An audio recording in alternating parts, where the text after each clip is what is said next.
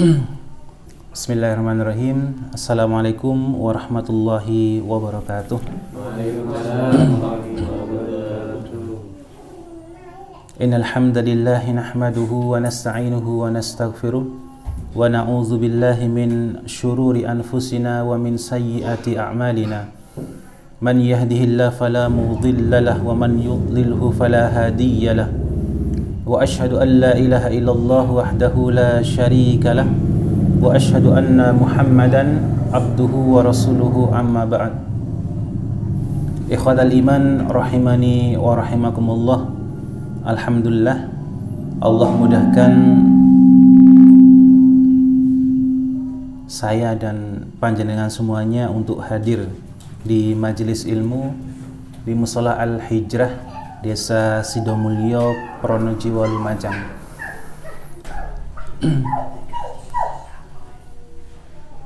Baik, untuk kali ini kita telah sampai pada hadis kedua dalam kitab Al-Arba'in An-Nawawi. Bismillahirrahmanirrahim. Al-Haditsus Tsani. Hadis nomor 2. An Umar, dari sahabat Umar radhiyallahu ta'ala anhu, semoga Allah ridho kepada khalifah kaum mukminin yang nomor 2. Aidon, lagi maksudnya adalah perawi hadis ini sama dengan perawi hadis nomor 1 atau nomor pertama. Qala, Umar bin Khattab dahulu pernah berkata,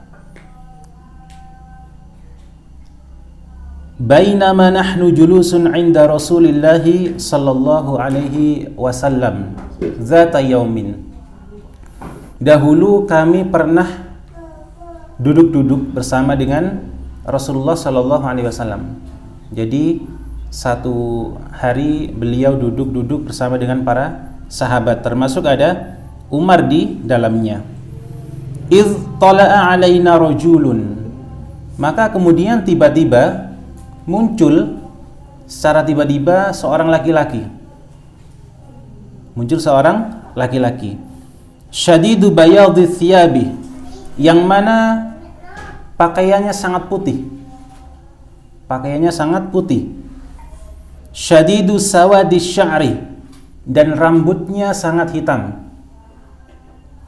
Pakaiannya sangat putih, rambutnya sangat hitam, dan datang secara tiba-tiba. La yura alaihi atharus safari. Kami tidak melihat pada diri seorang laki-laki ini bekas safar atau asar dari safar. Kita ketahui bahwasanya di zaman beliau sallallahu alaihi wasallam dan para sahabat, mode transportasi masih sangat terbatas. Tidak ada pesawat, tidak ada mobil, tidak ada AC. Kalau mau bepergian naik unta, kuda, atau keledai, kan ngoten. Yang mana kalau mereka safar naik hewan tunggangan ini pasti ada bekas safarnya. Apa contohnya bekas safar? Berdebu, ya, keringetan, drodos mili. Rambutnya ini mesti, kalau bahasa kita nggak klimis ya, karena debu dan lain sebagainya.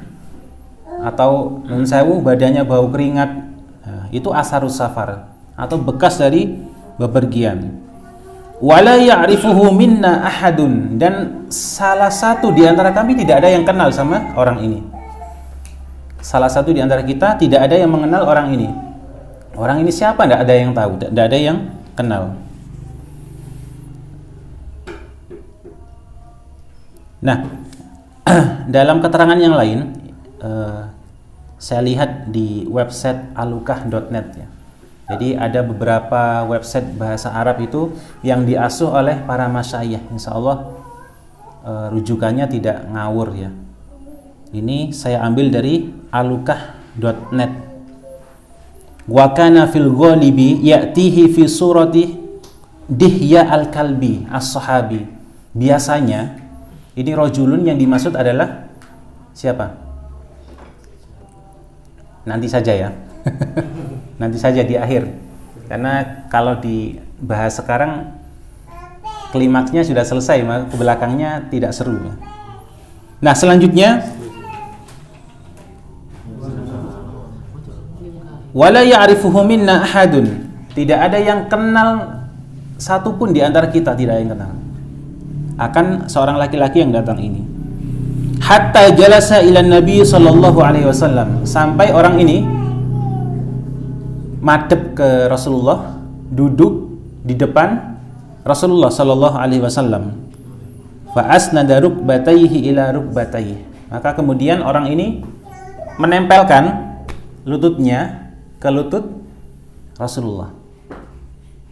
Kira-kira kalau menempelkan lutut ini duduk posisi yang enak bagaimana?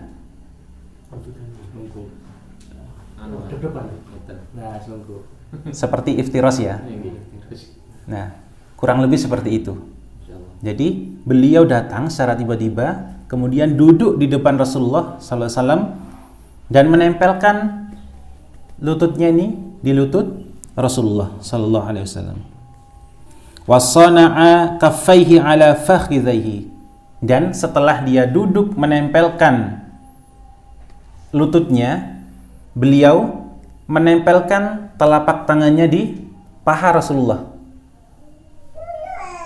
Bisa dibayangkan ya, duduk menempelkan lutut dan menaruh kedua telapak tangannya di paha Rasulullah sallallahu alaihi wasallam.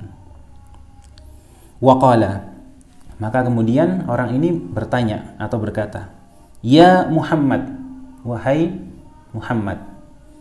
Nah, mungkin kita agak sedikit ada pertanyaan. Kenapa tidak mengucapkan ya Rasulullah? Ada enggak pertanyaan seperti itu? Belum. Nanti jawabannya di akhir. Kalau saya jawab sekarang, klimaksnya akan selesai. Di akhir tidak ada yang penasaran. Ya Muhammad, wahai Muhammad, akhbirni anil Islam. Kabarkan kepadaku atau ajarkan kepadaku apa itu Islam. Faqala Rasulullah sallallahu alaihi wasallam. Maka kemudian Rasulullah sallallahu alaihi wasallam menjawab, Al-Islamu, adapun Islam itu antashhada alla ilaha illallah, engkau bersaksi bahwasanya tidak ada Tuhan, Rabb, sesembahan yang berhak disembah dan diibadahi dengan benar kecuali illallahu, kecuali Allah Subhanahu wa ta'ala. Wa anna Muhammadan Rasulullah, dan engkau bersaksi bahwasanya Nabi Muhammad adalah utusan Allah. Apa artinya utusan? Utusan itu seseorang yang membawa sesuatu. Benar nggih? Utusan itu pasti membawa sesuatu. Nah, Rasulullah SAW datang kepada umat manusia sebagai utusan Allah, membawa sesuatu, yaitu agama Islam. Inilah yang dibawa oleh Rasulullah SAW. Dan kita wajib mengimani apa yang beliau bawa. Semuanya, tidak terkecuali. Bahkan ini paribasa nih, kalau misalkan ada seseorang yang mengingkari satu huruf saja dalam Al-Quran, maka dia terancam akan kufur kepada Allah Subhanahu wa ta'ala. Mengingkari satu huruf saja. Misalkan ini, dalam lafal bismillah umimi ndak ono misalkan. Ini contoh mengingkari. Maka dia terancam akan kufur pada apa yang dibawa oleh Rasulullah sallallahu alaihi wasallam. Nah, itu Islam. Yang pertama adalah persaksian syahadatain. Persaksian bahwasanya tidak ada zat yang berhak disembah, diibadahi dengan benar kecuali Allah Subhanahu wa ta'ala. Karena apa? Karena yang dijadikan sesembahan oleh manusia mulai dari zaman dahulu sampai sekarang itu sangat banyak, luar biasa. Ada yang menjadikan patung sebagai sesembahan. Ada yang menjadikan orang soleh sebagai sesembahan. Orang ini semasa hidupnya soleh luar biasa, Masya Allah. baik, banyak amal solehnya pada manusia. Setelah meninggal, dibuatkan patung. Sebagai apa? Sebagai kenang-kenangan istilahnya. Berlalu masa, berlalu generasi yang awalnya itu hanya untuk mengenang, untuk mengenang jasa-jasa. Berlalu generasi, akhirnya lambat laun ini disembah. Contohnya patung siapa? Lata dan Uzza. Itu adalah orang-orang soleh di zamannya. Lata dan Uzza itu adalah orang-orang soleh di zamannya. Mereka biasa ngewangi ya, apa bahasa sini ya. Jadi kalau orang jamaah haji itu ngasihkan air, buatkan makanan. Meninggal dua orang ini, kemudian dibuatkanlah patung. Awalnya untuk mengenang. Tapi berlalu generasi yang tua-tua meninggal, generasi yang baru tumbuh, akhirnya lambat laun bergeser disembah. Nah, persaksian syahadat bahwasanya hanya Allah satu-satunya zat yang berhak diibadahi dengan benar, ini berat bagi orang-orang kafir Quraisy zaman dahulu. Bahkan kalau kita lihat dalam sirah, dalam Al-Quran, orang-orang kafir Quraisy itu heran, kenapa kita harus menyembah satu Tuhan? Karena mereka biasa nyembah banyak Tuhan. Bahkan dalam sirah dikatakan ada sampai ratusan di sekitar Ka'bah, itu ratusan berhala itu, Pak. Jadi bisa dibayangkan kalau orang lewat mungkin bisa kesandung-kesandung kalau tawaf mungkin. Mereka heran, kenapa kita harus menyembah satu Tuhan? Nah, Abu Jahal dan lain-lainnya dan kroco-kroconya, mereka tahu betul konsekuensi dari syahadatain ini. Mereka paham betul konsekuensi dari syahadatain ini, bahwasanya mereka harus meninggalkan Tuhan-Tuhan mereka yang lainnya. Nah, itulah yang membuat mereka berat menerima Islam. Nah, selanjutnya, wa tuqimas sholata, dan engkau mendirikan salat 5 waktu. Kita sudah punya musholah ini, monggo kita ramaikan dengan jamaah 5 waktu. Itu yang paling penting ya. Jangan sampai kita membangun sesuatu yang kita keluar tenaga, keluar uang, waktu, pikiran dan lain sebagainya, tapi kemudian ditinggal. Ini fenomena, Pak. Dari saya kecil sampai sekarang saya banyak menyaksikan, terutama musholah nih. Kalau masjid itu mungkin masih makmur walaupun 1-2. Terutama musholah.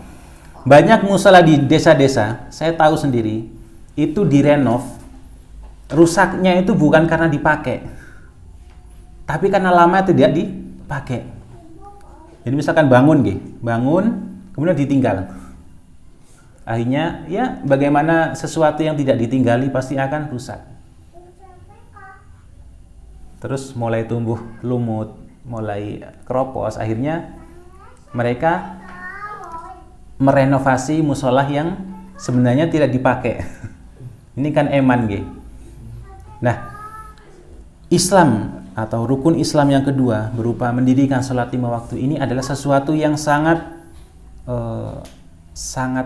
asas nggih Pak, sangat asas sekali, sangat pokok sekali, bahwasanya siapapun dari umat Islam itu tidak boleh berbeda dalam hal ini.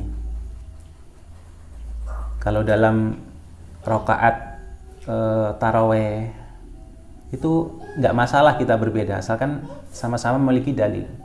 Dalam mungkin hal-hal yang lain yang sifatnya itu memang ada ikhtilaf ulama di sana, nggak masalah kita berbeda.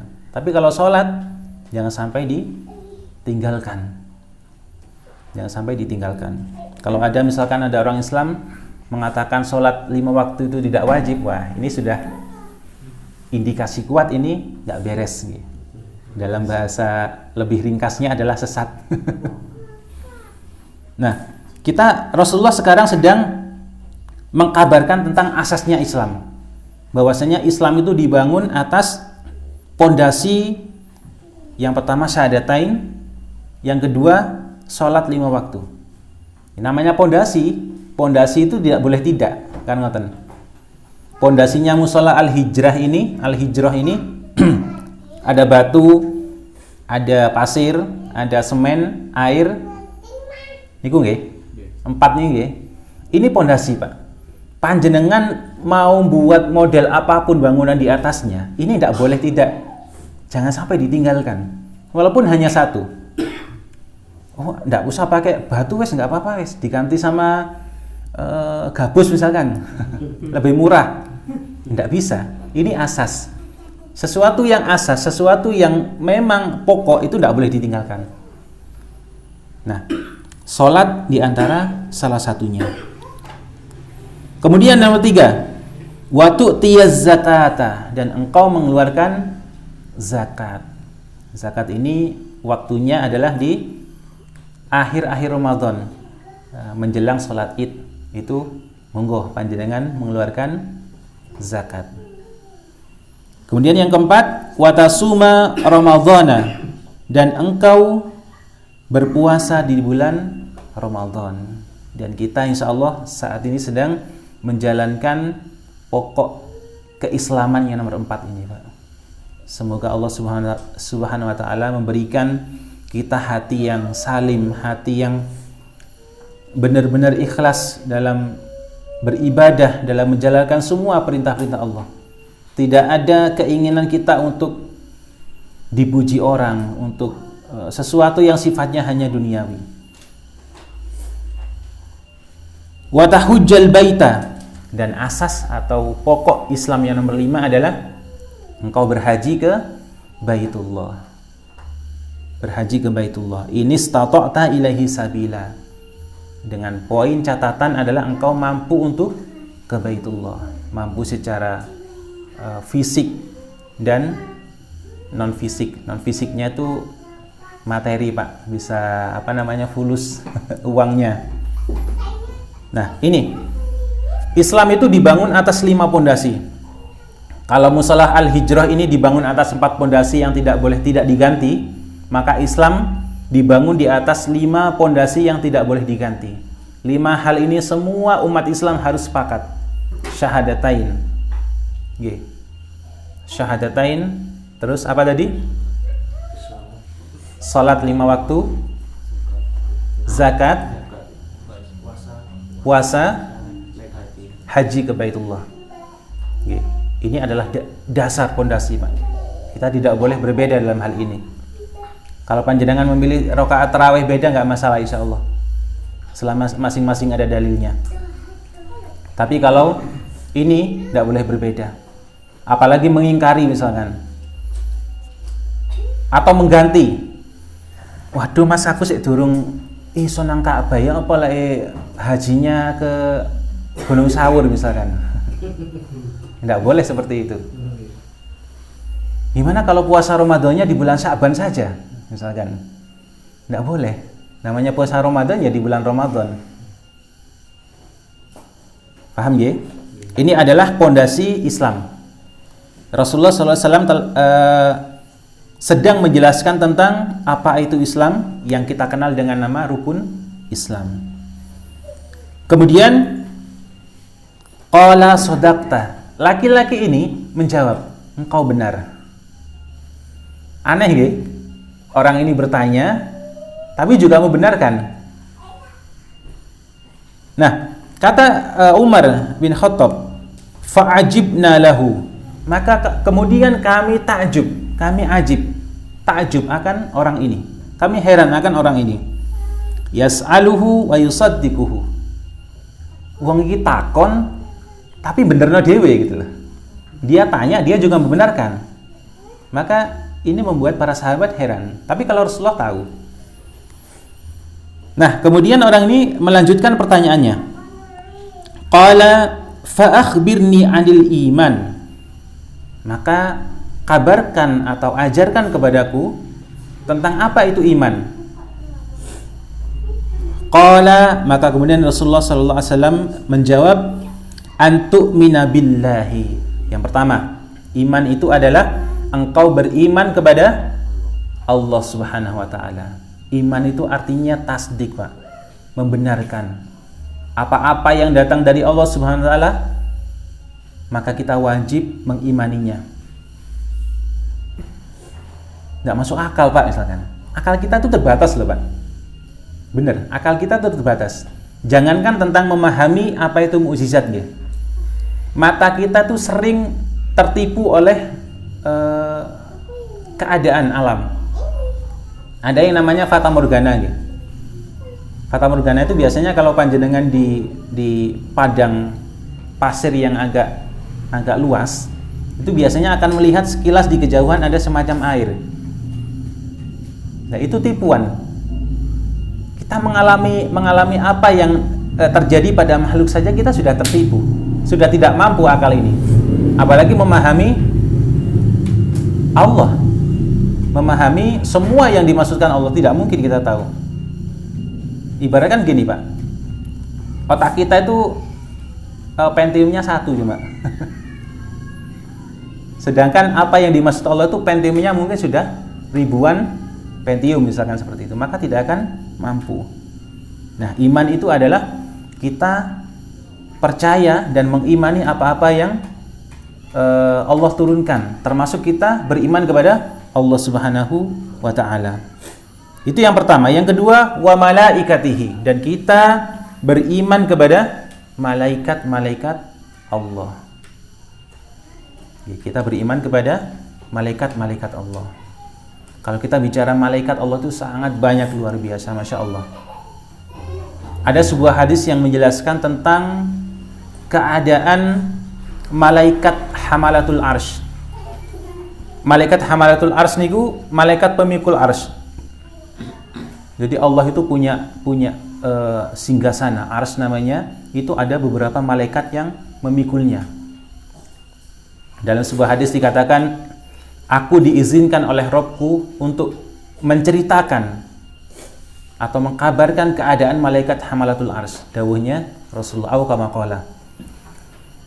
Yang mana dawuhnya Rasulullah, jarak antara anting-anting ini niki, anting-anting niki, dengan pundaknya malaikat hamalatul arsy itu sejauh kurang lebih 500 tahun perjalanan dengan kuda paling cepat. Kalau panjenengan, siapa yang pernah naik kuda sini? Bukan jalan kencak nggih. Oh, panjenengan pernah, Pak? Kira-kira nggih, saya mau tanya kira-kira. Kuda itu paling cepat larinya sampai di angka berapa? 70 sampai 80 per jam. 80 km per jam nggih. Itu kuda sini nggih. Yang Rasulullah sebutkan ini adalah kuda Arab. Kira-kira kalau kuda Arab itu berapa kira-kira nggih? Nyampe 100 kira-kira? Anggaplah nyampe nggih. Kita sekarang ngeten nggih. Untuk membuat sebuah gambaran agar kita paham bahwasanya itu besar, maka kita harus membandingkan dengan yang lebih kecil. Kan ngoten nggih. Kita sekarang menggambarkan tentang bagaimana jarak malaikat hamalatul arsy. Ada yang punya kalkulator di sini nggih? Ada yang pegang HP sekarang? Saya minta tolong Mas nggih, dibuka kalkulator. Sampun? Nah, jarak anting-anting dengan pundak malaikat hamalatul arsy dawuh Rasulullah itu sejauh 500 tahun perjalanan dengan kuda Arab paling cepat. Sekarang kira-kira dalam satu hari kuda Arab paling cepat anggaplah 100 km per jam ya. Itu mampu menempuh jarak berapa kira-kira? Nggih, 240.000. Kan 24 nggih. Nggih, 24 dikali 100 berarti. Pinten niku? 240.000. 240 apa 240.000? 2.400. Baik. Sekarang dalam sehari semalam nggih Pak nggih, ada 2.400 km per jam. Itu sama jarak antara mana nggih? Jakarta 2 kali PP setengah. Jakarta 2 kali PP nggih. Jakarta itu sekitar 800 nggih dari sini nggih, 800 kilometeran nggih. Lebih nggih. 1000. Anggaplah 1000. Berarti 2 kali kita ke Jakarta jaraknya. Itu 1 hari. Kalikan 1 bulan. Kalikan 1 tahun. Kalikan 10 tahun.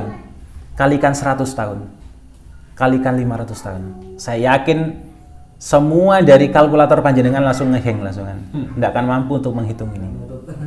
Subhanallah. Allahu Akbar. Sekarang kalau jarak anting-anting malaikat Hamalatul Arsy dengan ininya saja seperti itu, Pak.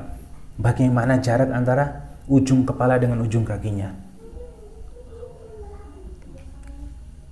Bagaimana besarnya arsy-Nya Allah Subhanahu wa taala? Dan lebih-lebih bagaimana besarnya Allah Subhanahu wa taala. Maka dengan kita membayangkan seperti itu, kita berpikir akan seperti itu, kita akan tahu kita tuh punya Tuhan yang luar biasa. Allah Subhanahu wa taala dengan hikmahnya setiap sepertiga malam akhir turun ke langit dunia. Ya apa caranya Mas? Allahu a'lam. Hadisnya seperti itu. Caranya kita tidak dituntut untuk bertanya, ya apa caranya? Apa caranya? Enggak. Itu Allah yang tahu. Allah dengan hikmahnya seperti itu. Sampai-sampai dikatakan dalam suatu hadis, siapa yang meminta ampunan, aku akan ampuni, kata Allah Subhanahu wa taala. Maka kalau kita lihat dalam ada salah satu nabi yang beliau ketika diminta untuk berdoa, beliau menunda waktu doanya sampai waktu sahur. Karena apa? Waktu sahur ini waktu yang luar biasa. Ada yang tahu nabi siapa nggih? Ada yang tahu nabi siapa? Ada disebutkan dalam Al-Quran itu, Pak. Beliau menunda untuk memohon pada Allah, tak tunda nanti waktu sahur. Karena saking besarnya beliau tahu fadilah di waktu sahur ini. Kita lanjutkan. Itu malaikat Allah Hamalatul Arsy. Dan pemimpin para malaikat adalah malaikat Jibril alaihissalam. Pernah satu ketika malaikat Jibril alaihissalam ketika Rasulullah SAW beliau berdakwah ke Taif, beliau dihantam, iancan kalau kata orang Madura itu, dibendok, Pak, sama batu. Dalam sirah dikatakan batunya kurang lebih segini-segini, Pak. Beliau istilahnya dibully, dipersekusi sama orang-orang kafir Quraisy, diancam bunuh dan lain sebagainya. Beliau jalan ke Taif dengan maksud untuk barangkali di sana beliau dapat pendukung. Tapi apa terjadi ketika sampai di Taif? Beliau malah diusir oleh anak-anak dan perempuan. Dibalang sama batu sebesar ini, Pak. Dibalang semuanya. Sampai salah satu gigi Rasulullah ini pecah nggih. Jadi kalau tanggal itu kan semua. Jadi ada sebagian saja gitu. Sama kaki beliau mengeluarkan darah semuanya. Kemudian turun malaikat Jibril waktu itu dengan malaikat penjaga gunung. Malaikat Jibril alaihissalam turun waktu itu ketika Rasulullah kesakitan pulang dari Taif, turun dari Taif. Malaikat Jibril berkata, aku sekarang membawa dengan malaikat ini. Apa kata malaikat penjaga gunung ini? Wahai Rasulullah, kalau engkau setuju, aku akan ambil gunung ini. Akan aku angkat dan aku akan timpakan ke seluruh penduduk Taif. Karena melihat apa yang sudah mereka lakukan terhadapmu. Lalu apa kata Rasulullah SAW? Jangan. Aku berharap dari tulang sulbi mereka itu lahir orang-orang yang beriman. Subhanallah. Kalau kalian panjenengan, Pak, mungkin nggih, ya wis. Bendok enai wis gitu, wis. Bahasa kita wis kurang ajar orang ini. Inna, sampai Allah Subhanahu wa taala mensifati Rasulullah dengan wa innaka la'ala khuluqin azim. Allah sampai memuji akhlak Rasulullah dengan sebaik-baiknya akhlak. Itu sedikit tentang malaikat. Dan tentu saja masih banyak malaikat-malaikat yang lainnya. Selanjutnya, iman yang nomor 3 adalah kita beriman kepada kitab-kitab Allah. Kita beriman kepada kitab-kitab Allah. Kitab Allah, kitab yang Allah turunkan kepada para utusan itu banyak. Di antaranya yang sudah ma'ruf adalah kitab Zabur yang diturunkan kepada Nabi Daud alaihissalam. Kemudian kitab Taurat yang diturunkan kepada Nabi Musa alaihissalam. Kemudian kitab Injil yang diturunkan kepada Nabi Isa alaihissalam. Kemudian kitab Al-Quran Karim yang diturunkan kepada Nabi Muhammad sallallahu alaihi wasallam. Nah, iman yang selanjutnya adalah wal yaumil akhiri, dan engkau beriman kepada malaikat-malaikat Allah. Engkau beriman kepada engkau beriman kepada hari akhir, yaumul akhir, beserta dengan semua rentetan kejadian sebelum dan sesudahnya. Ada yang namanya hari kebangkitan, di mana semua umat manusia akan dibangkitkan oleh Allah Subhanahu wa taala. Dalam hadis dikatakan mereka umat manusia atau Bani Adam akan dibangkitkan dalam keadaan telanjang, dalam keadaan tidak pakai sandal dan tidak sunat. Akan dibangkitkan dalam keadaan seperti ini. Semua manusia mulai dari zaman Nabi Adam sampai nanti umat terakhir. Bisa panjenengan bayangkan betapa sumpeknya nanti waktu itu. Atau paling enggak betapa sangat luar biasanya huru-hara hari kiamat saat itu. Kemudian ada Yaumun Nashr, hari penghimpunan. Ada Yaumul Mizan, hari di mana amal baik dan amal buruk kita akan ditimbang oleh Allah Subhanahu wa taala. Tidak akan tersisa sedikit pun dari amal kita. Bahkan mungkin di antara kita akan lupa telah mengerjakan amal ini, tapi Allah tidak lupa. Allah tidak lupa. Kemudian ada rentetan kejadian-kejadian yang lainnya. Nah, kita wajib beriman kepada hari akhir. Ini iman yang nomor 5.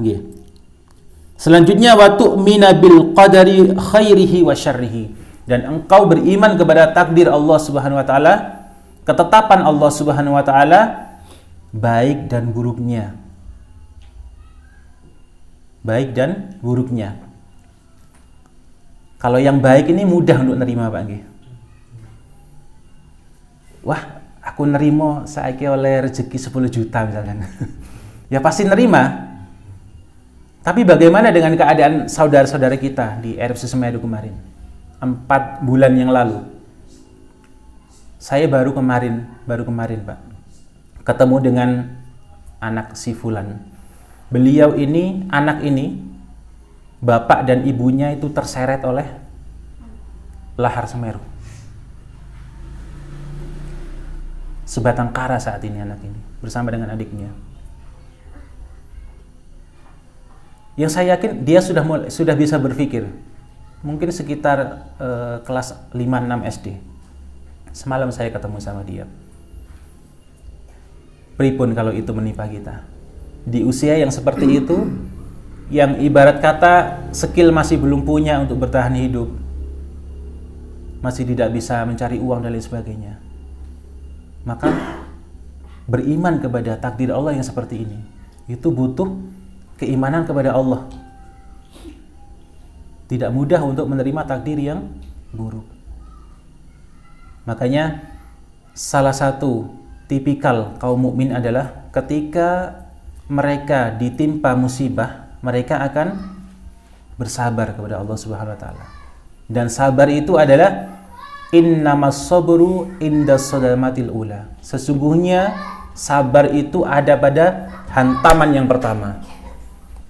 Pertama kali dihadapkan pada sebuah musibah, itulah hakikat kita sebenarnya. Kita sabar atau tidak. Kalau pertama kali dihantam musibah itu kita sudah lepas kontrol ya. Kita ngamuk-ngamuk misalkan, ndak terima, gulung kuming, jambak rambut, terus apa? Ini pakaian, ngantem sembarang kali, itu bukan sabar. Sekalipun di hari kedua dia ngomong, aku saiki sabar wis. Enggak. Itu bukan sabar. Innamas sabru dawuh Rasulullah sallallahu alaihi wasallam inda sadamatil ula. Di hantaman yang pertama itulah kesabaran. Kalau dihantam pertama kita dengan musibah kita bisa sabar, beristilja kepada Allah Subhanahu wa taala, maka itulah hakikat sabar. Kualitas kita akan diketahui saat-saat seperti itu, Pak. Itu kualitas kita. Nah, inilah yang dikenal oleh kita saat ini sebagai rukun iman. Rukun Islam 5, rukun iman 6. Ini tidak boleh berbeda kita, Pak. Kita harus sama. Kita mengimani apa yang disebutkan oleh Rasulullah ini sallallahu alaihi wasallam. Qala sadaqta. Maka kemudian laki-laki ini menjawab, engkau benar. Dia bertanya tapi dia membenarkan sendiri. Kemudian dia melanjutkan, qala fa akhbirni 'anil ihsan. Kemudian si laki-laki ini bertanya lagi pada Rasulullah sallallahu alaihi wasallam, maka ajarkan kepadaku, kabarkan kepadaku wahai Nabi Muhammad tentang apa itu ihsan. Kalau tadi apa yang pertama? Islam, yang kedua iman, yang ketiga ihsan. Nah, apa itu ihsan? Qala, kemudian Rasulullah sallallahu alaihi wasallam menjawab, anta'budallaha. Ihsan itu engkau beribadah, engkau menyembah Allah Subhanahu wa taala ka'annaka, seakan-akan engkau ini tarahu, engkau melihat Allah Subhanahu wa taala. Engkau beribadah kepada Allah seakan-akan engkau melihat Allah Subhanahu wa taala.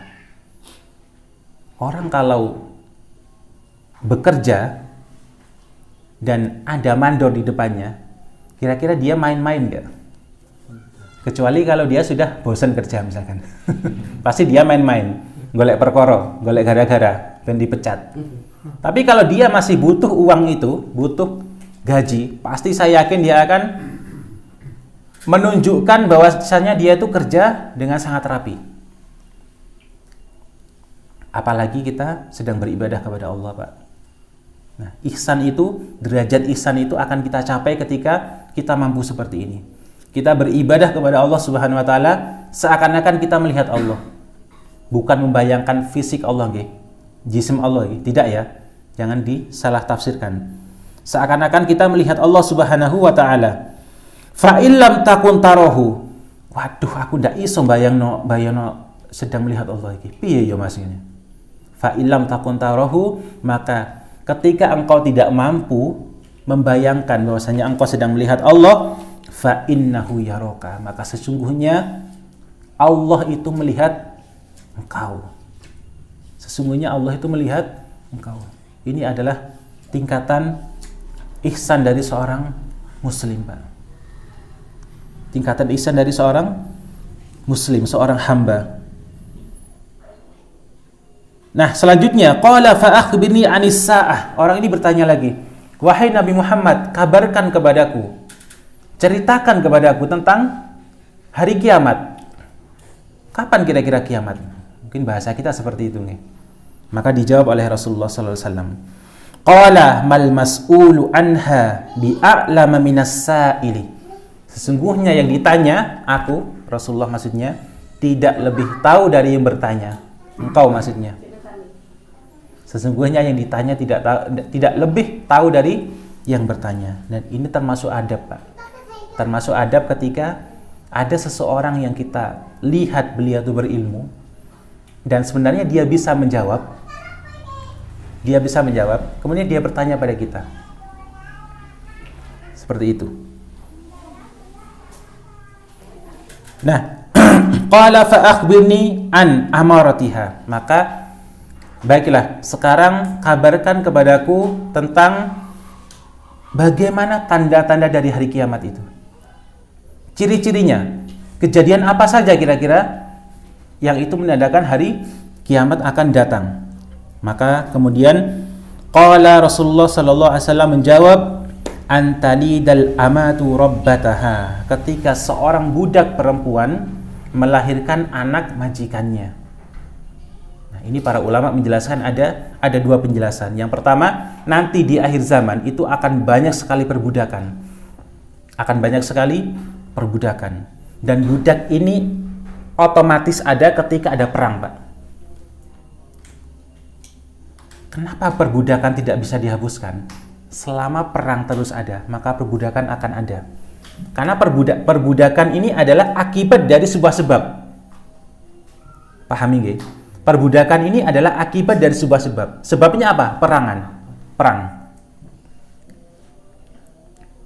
Contoh mudahnya. Sekarang nggih, Rusia nyerang Ukraina. Ketika Rusia menang, kira-kira apa seperti ini, Pak Putin? Oh ya wes, aku saiki menang wes, ndak tak pe apa-apa nih wes, tak tinggal. Apa seperti itu? Tidak mungkin. Perang itu ada sebab akibat. Lah aku menang ya tak jepek, hartamu, rakyatmu pasti akan diambil. Karena itu sebuah konsekuensi adanya perang. Islam datang, Mbak. Islam datang itu dengan memperlakukan budak dengan sebaik-baik perlakuan. Kalau kita bicara perbudakan dalam Islam, maksudnya Islam melihat budak itu luar biasa. Tidak seperti orang-orang kafir memperlakukan budak. Tidak seperti orang-orang kafir memperlakukan budak. Berbeda. Dan tentu saja ada pembahasan tersendiri tentang hal ini. Nah, ciri dari hari kiamat adalah ketika ada seorang budak wanita melahirkan anak majikannya. Para ulama menjelaskan di sini, yang pertama, di akhir zaman nanti akan banyak perbudakan. Yang kedua, kata para ulama, sebagian ulama yang lainnya, mereka mengatakan bahwasanya akan ada nanti di akhir zaman anak-anak perempuan ini memperlakukan ibunya sebagaimana budak. Dikongkon-kongkon dan lain sebagainya. Mana yang benar? Allahu a'lam. Allah taala a'lam. Mana yang paling mendekati benar? Allah taala a'lam. Dan selanjutnya wa antaro, dan engkau akan melihat, dawuhnya Rasulullah sallallahu alaihi wasallam, engkau akan melihat al-hufata, orang yang tidak pakai sendal, al-urata, telanjang, al-alata, miskin, papa, miskin, ri'a asyai, yang menggembala kambing, tidak pakai sandal, telanjang, miskin, gembala kambing, yatatawaluna fil bunyan, mereka akan berlomba-lomba dalam membangun bangunan. Ada sebagian yang mengatakan bahwasanya ini adalah keadaan orang-orang Arab zaman dahulu yang sekarang sudah kaya-kaya. Orang-orang Arab pada zaman dulu mereka gembala kambing, mereka miskin, tapi lihat sekarang bagaimana di negeri-negeri Arab. Apakah ini tafsir benar? Allah taala alam. Allah taala alam. Nah, engkau akan melihat keadaan orang-orang yang miskin, tidak sandalan. Subhanallah nggih Pak nggih. Saya yakin semiskin-miskinnya orang Indonesia nggih, insyaallah masih ada sandal nggih Pak nggih. Insyaallah masih sanggup untuk beli sandal. Sandal itu setahu saya 4.000 ada loh. Kami nyebutnya itu sandal puhung. Biasanya sandal puhung itu digawe ping 3, ping 4 wis merodoli wis. Sandal jepit tapi enteng sekali. Saya belum pernah melihat orang-orang kita nggih itu tidak mampu beli sandal loh. Beneran. Berarti ini keadaan orang-orang yang sangat miskin sekali, betul. Nah, itu diantara tanda-tanda dari hari kiamat. Maka kemudian selanjutnya summan tolako. Maka kemudian laki-laki yang bertanya ini, laki-laki yang datang secara misterius, kalau bahasa kita, rambutnya hitam sangat, bajunya putih, terus otomatis wangi ya, otomatis wangi bersih seperti itu, duduk di hadapan Rasulullah bertanya tentang Islam, bertanya tentang iman, bertanya tentang ihsan, bertanya tentang hari kiamat dan tanda-tandanya. Kemudian dia intolaqo, kemudian dia berlalu pergi. Setelah bertanya seperti itu. Falabistu maliyan, maka dawuh Umar bin Khattab, maka kemudian setelah dia pergi, aku berdiam diri untuk beberapa saat di sana. Aku berdiam diri untuk beberapa saat bersama Rasulullah. Aku tidak ikut bubar maksudnya. Aku tidak ikut bubar. Qala, maka kemudian Rasulullah sallallahu alaihi wasallam bertanya, "Ya Umar, wahai Umar, atadri minas sa'il? Apa engkau tahu siapa yang datang tadi? Apa engkau tahu siapa yang datang tadi?" Qultu, maka aku Umar bin Khattab menjawab, "Allahu wa rasuluhu a'lam." Tentu Allah dan Rasulnya yang tahu. Qala, maka kemudian Rasulullah sallallahu alaihi wasallam menjawab, "Fa innahu Jibrilu." Maka sesungguhnya laki-laki yang datang tadi itu adalah Jibril alaihi salam. Atakum, beliau malaikat Jibril datang kepada kalian, yu'allimakum dinakum. Datang pada kalian untuk memberitahu tentang agama kalian. Jadi malaikat Jibril datang menanyai Rasulullah, dan Rasulullah menjawab agar supaya para sahabat tahu. Agar supaya para sahabat tahu apa itu Islam, apa itu iman, dan apa itu ihsan. Ini salah satu cara malaikat Jibril dalam mengajari para sahabat. Nah, di sini dikatakan sekali lagi dalam website yang saya sebutkan ini, alukah.net ini, wa kana fil ghalibi ya'tihi fi surati Dihya al-Kalbi as-Sahabi. Biasanya malaikat Jibril ketika datang kepada Rasulullah, beliau akan datang serupa dengan Dihya. Ada namanya sahabat Dihya al-Kalbi as-Sahabi. Karena apa? Wa kana ajmalu ahlu zamani. Sesungguhnya Dihya al-Kalbi ini paling gantengnya orang di zamannya. Bahasa kita seperti itu, Pak. Paling kerennya, paling gantengnya orang di zaman Rasulullah itu. Dan paling bagusnya bentuk, paling ganteng lah kalau bahasa kita lah. Paling bagus juga postur tubuhnya. Nah, biasanya malaikat Jibril ketika datang dan menyerupakan diri sebagai manusia, beliau akan serupa dengan Dihya al-Kalbi ini. Karena Dihya ini seorang yang paling ganteng lah di zamannya seperti itu. Nah, di sini ada komentar dari Imam Al-Qurtubi. Imam Al-Qurtubi ini adalah salah satu imam Ahlus Sunnah yang berasal dari mana, Pak? Dari mana? Dari Spanyol. Suka bola berarti. Monggo, saya kasih hadiah. Ini lampu ini, Mas. Wa anta jazakallahu khairan.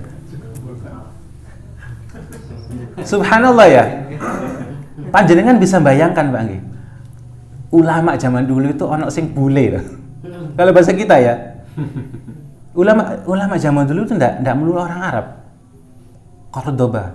Cordova ya, kalau di peta itu Cordova. Spanyol. Beliau berasal dari Spanyol. Dan kalau kita melihat pada imam-imam ahli hadis, mereka juga banyak yang bukan orang-orang Arab. Mereka berasal dari beberapa negara pecahan Uni Soviet. Dulu itu kita insya Allah seumuran ya. Dulu ada negara besar namanya USSR, Uni Soviet. Runtuh pada tahun 90 nggih. 91 apa 2, Mas? 91 nggih. Runtuh besar luar biasa wilayahnya. Nah, sekarang paling luas itu Rusia itu, Pak. Terus ada pecahan lainnya, Dagestan, Chechnya, Kazakhstan segala macam. Ada satu ulama ahli hadis yang terkenal berasal dari sana dulu ini. Siapa? Imam Bukhari. Masya Allah. Dari Bukhara. Masya Allah. Bukhara. Bukhara itu daerah mana, Pak? Bukhara itu daerah mana? Dalam?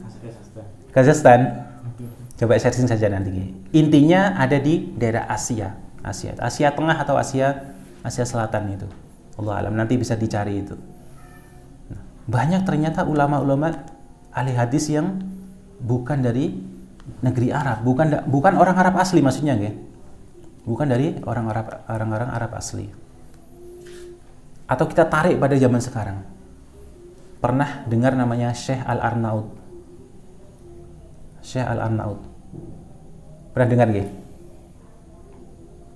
Pernah dengar nggak? Pernah deh. Itu berasal dari mana itu, Pak? Satu lagi hadiahnya ini. Center ya. Bisa buat kalau malam. Syekh Al-Arnaud. Kalau Ustaz Dodi dilarang menjawab.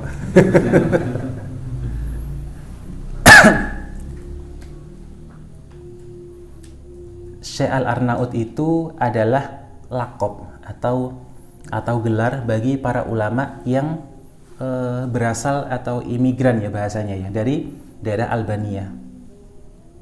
Termasuk dari Syekh Al-Albani dan selain dari beliau yang tinggal di daerah Syam. Itu Al-Arnaud namanya, Pak. Nah, dari sini Allah memang menurunkan ilmunya itu tidak hanya pada orang Arab. Buktinya bahkan ada dosen bahasa Arab itu orangnya orang Indonesia. Saya pernah baca berita itu. Itu ngajar di pokoknya di sebuah negeri Arab. Dia jadi dosen bahasa Arab, tapi orang Indonesia. Yang diajar adalah orang-orang Arab. Jadi ketika Allah sudah memberikan ilmu pada seseorang, maka Allah akan angkat derajat orang tersebut. Okay. Allah akan angkat derajat orang tersebut. Kalau kita melihat dari para ulama zaman dahulu, ada kita kenal dengan nama subhanallah, siapa itu? Ada satu ulama namanya. Jadi ulama ini diizinkan hanya beliau saja yang boleh berfatwa di musim haji oleh khalifah waktu itu. Allah alam, ya Allah, lupa saya. Atta bin Abi Robah. Atta bin Abi Robah ini kalau kita lihat fisiknya, beliau bekas budak. Terus nun sewu nggih, kakinya pincang. Terus fisiknya kecil. Tapi beliau dengan keilmuannya, bayangkan Pak, khalifah saat itu mengizinkan hanya Atta saja yang boleh untuk berfatwa di musim haji waktu itu. Tidak boleh yang lainnya. Jadi saking alimnya Atta bin Abi Robah ini. Nah, di sini Imam Al-Qurtubi mengatakan maka tidaklah salah jika hadis ini disebutkan dengan ummus sunnah. Maka tidak salah dikatakan bahwasanya hadis ini, hadis kedua dari Al-Arba'in An-Nawawi ini sebagai ummus sunnah. Kenapa? Karena di dalamnya mengandung keindahan dari ilmu sunnah.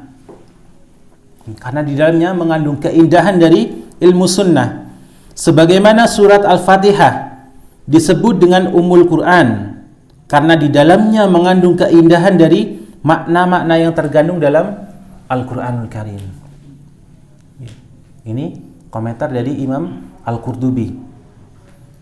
Bahwasanya hadis yang kedua dari Al-Arba'in An-Nawawi ini, kata beliau, maka tidaklah salah ini dikatakan sebagai ummus sunnah atau ibu dari Islam itu sendiri.